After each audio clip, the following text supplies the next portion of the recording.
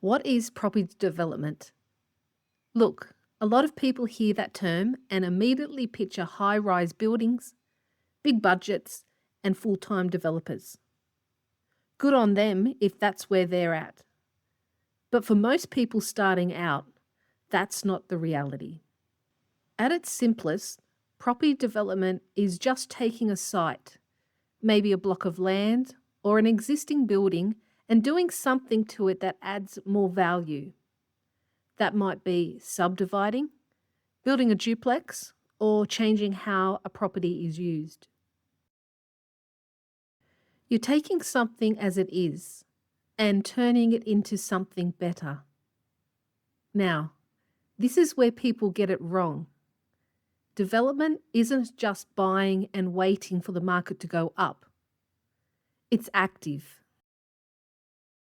And this is where people can get caught out because they underestimate what's actually involved. You're making decisions, managing risk, and working through a process to actually create that value. Think of it this way. You buy a house with a large backyard. If you just hold it, that's investing. And a lot of people stop there because it feels simpler. But if you split the block, create a second title, and unlock another dwelling, that's development. That step from holding to actually doing, that's the opportunity. But it's also where the complexity starts. It's about understanding the process and being honest about whether it suits you.